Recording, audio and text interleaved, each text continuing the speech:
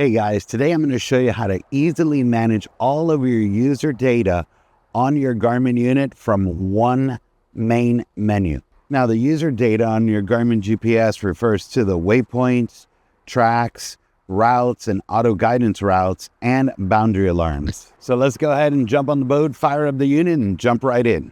All right, so when you turn on your unit, you're going to want to go ahead and press the info button on the bottom right next to settings. Then from this following menu, you're going to want to press user data, which is the third option down. Now, the very first item on the menu is waypoints. When you go ahead, we're going to go ahead and press that button. And then when you press the button, it's going to bring you to the waypoint management menu. From here, you can review all of your created waypoints.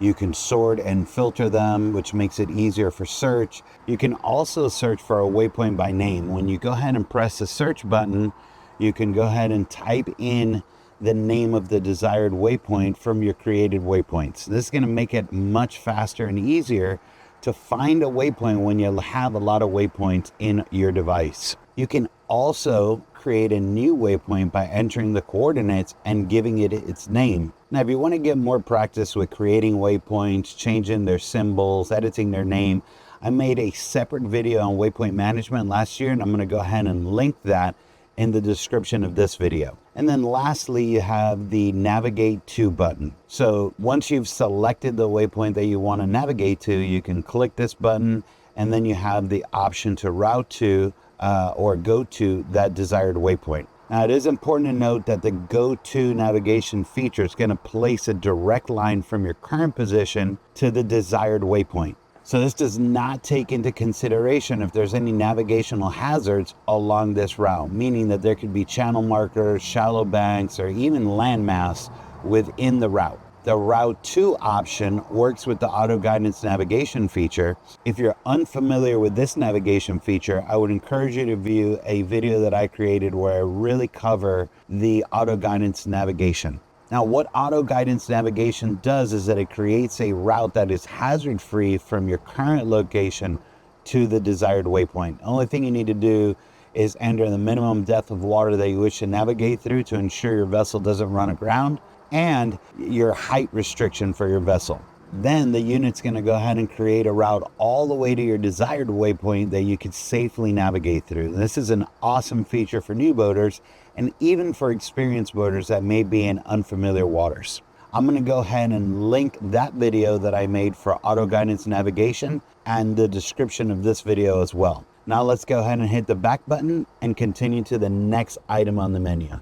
The next item on the menu is labeled tracks. When you press the tracks button, it brings you to the tracks menu list. The first item on the menu is called the active track options. Now we're going to go ahead and press that button, and when you press that button, it brings you into the active track menu, which has 3 additional options. The first one is labeled track color. From here you can adjust the color of the tracks. The next one is labeled record mode. And the record mode feature determines how your device is going to manage the recording of your vessel's movement. Now, this is often referred to as the track log or your breadcrumb trail. Essentially, this tells your GPS what to do when its internal memory for recording the track starts to fill up and reaches its full capacity. Now, we're going to go ahead and press the record mode button. And when you press the button, you're going to see that you have 3 menu options that you could choose for this feature. The very first option is to turn off the tracks completely. When the tracks are disabled or turned off, your GPS is not going to record any tracks or the breadcrumbs as the vessel moves. Now, I would not recommend this option because having the breadcrumbs are very helpful, especially as a reference point on your GPS. The next option is called fill. So when this is enabled, the unit is going to record the track logs until the memory is at capacity for tracks, and then the unit will not record any more tracks until you physically delete the older tracks. And the last option is called wrap. And this is my favorite one, and I would recommend that everybody set their unit to this, because when you set the unit to wrap, the unit continuously records track logs, and even when the memory is full, it's going to begin to overwrite the oldest track data with the newest tracks, meaning that this is going to create a rolling track log, and you're always going to have a record of your vessel's most recent movement displayed as breadcrumbs on your chart. I like setting mine like this because you're never going to lose your latest tracks, which is very helpful to use as a reference when navigating for new boaters, or even for myself when I'm on vacation or I'm in unfamiliar waters, as a reference point of how I got there and how to get back. Now let's go ahead and hit the back button and continue down the menu. And the last item on this menu is called interval.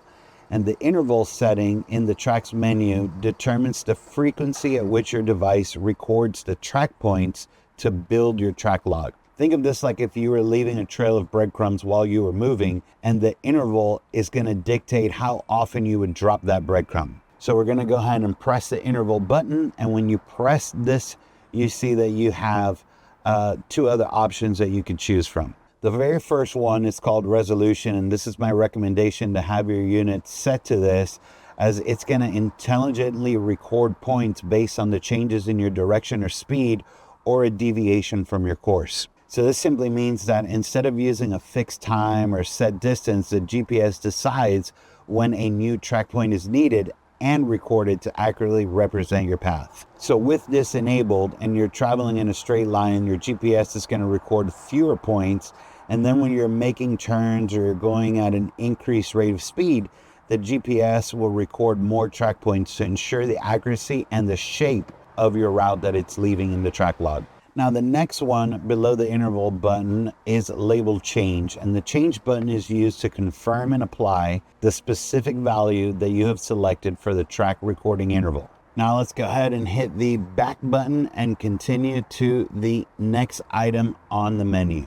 The next button in the track menu is labeled Save Active Track button. And this allows you to preserve or save the current track that you've been recording into your device's permanent memory. The next button is called the Clear Active Track, which really does exactly what the name implies. This allows you to clear or delete the current active tracks from your device. Then you have the Follow Active Track button, which allows you to retrace your exact path that was just recorded onto your active track log. Then if we keep going down the list, you have the button that's labeled Save Tracks, which allows you to view all of the saved tracks that you have within your device's memory. And then lastly, you can see the Active Tracks memory status bar. You can see from my unit, the active track memory is at 100% capacity, but since I have my unit set to wrap, the unit continues to record active tracks, and what it does is it deletes the oldest ones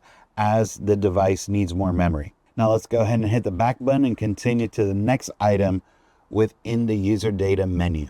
The next item on the menu is the routes and auto guidance section. So we're going to go ahead and press that button. And when you press this button, your unit is going to display for you all of your saved auto guidance routes on the left of your screen.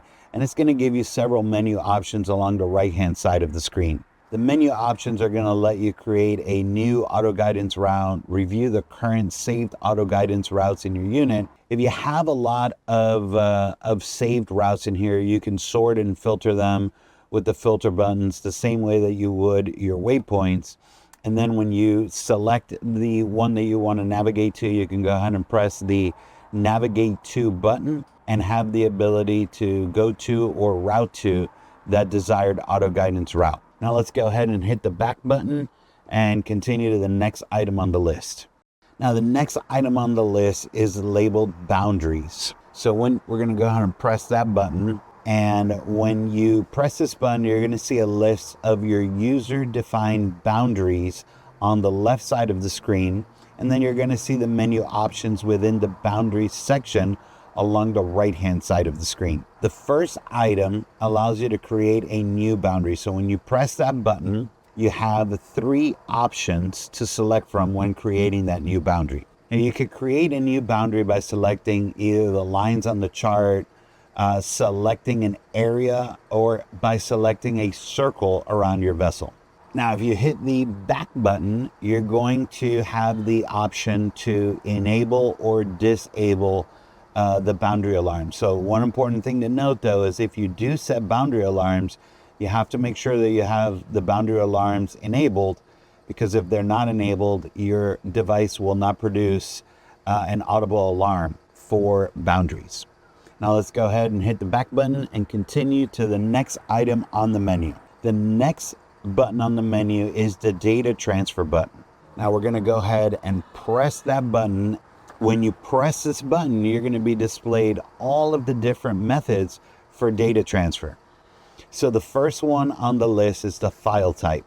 And as you can see from my unit, the GPS is set to a file type of GPX. And this is the standard file format for all GPS data files. The next one is labeled the Save to Card button. And this allows you to insert an SD card into your unit and save your data to that SD card. Now, if we keep going down, the next one is labeled Merge from Card. And this is going to allow you to add more data such as waypoints while still keeping your existing waypoint. So you would insert the card into your unit, you would press the button Merge from Card, and it's going to take the data that's on the card and it's going to merge it with the data that you have without overwriting any of your current data on your unit. And if we go down the menu, the next one is labeled Replace from Card. And this is going to do, again, just as the name suggests, this is going to replace all of your current data on your unit with what you upload from the inserted SD card. Then lastly, you have the Delete Files button, which is going to allow you to select and delete files from your user-defined data. So let's go ahead and hit the back button and continue down the next item on the menu. The next item in the user data menu is the Delete User Data button. Now we're going to go ahead and press that button. And when you press this button, a menu is going to appear where you could select all of the user data that you wish to delete. And this is really important because you can select and delete certain data while maintaining or preserving other data. So the very first item on the list is labeled Waypoints. This is going to allow you to delete all of the waypoints on your device, and you can select how you want to delete them. So let's go ahead and press that button. And when you press this button, you're going to see two additional options for deleting the waypoints. The first option is labeled Symbol. So you can delete the waypoints based on the symbol. So we're going to go ahead and press it, and you can see all of the different symbols that are in your unit that you can select to delete the waypoint. So this is really useful if you have a good waypoint management system and you want to delete a certain group of waypoints based on their symbol while still maintaining the rest of your waypoints. So we're going to not press any buttons here, and I'm going to go ahead and hit the back button. Then the last item is the All button, right? And so if you press the All button, it's going to ask you if you're sure, and you could wipe out all of your waypoints by one button on your unit. Now let's go ahead and hit the back button and go down to the next item, which is labeled Routes and Auto Guidance. So we're going to go ahead and press the Routes and Auto Guidance button. And when you press this button, now you have another menu that is going to appear, allowing you to select which routes you want to delete. So the first button allows you to delete your routes while still maintaining all of your auto guidance routes. Then the second button is going to allow you to delete your auto guidance routes or paths while maintaining all of your regular saved routes. And then lastly, you have the option to delete all of your tracks and auto guidance routes and all of your saved routes all together by pressing the All button. Now let's go ahead and hit the back button and continue to the next item on the list, which is labeled the Active Track. If you go ahead and press this button, it's going to prompt you and it's going to ask you if you want to delete all the points in the active track log. And this is where you would delete all of your active tracks or breadcrumbs that we were talking about before. I'm going to go ahead and hit cancel and go on to the next item, which is labeled Saved Tracks. And this is, just as the name implies, going to allow you to delete all of your saved tracks from the device. Then the next item is labeled Boundaries. So this is going to allow you to delete all of your preset boundary alarms that you created. And then the last button is labeled Delete All User Data. And this is going to do exactly what the name implies. When you press this button, it is going to delete all of your defined user data at once on your unit. So this is going to be really helpful if you're selling your unit, you want to delete all of the data on it in one step. Very easily, you could come here, delete all user data. It's going to delete everything that you have on your unit But if you are going to do that, always remember to back up your data onto an SD card before you press this button and delete all of your data. All right, that's how simple it is. Now you know how to manage all of your user data from one menu. If you want to check out more helpful Garmin how-to videos and tutorials, check out this playlist next. Thank you for watching and stay safe out there.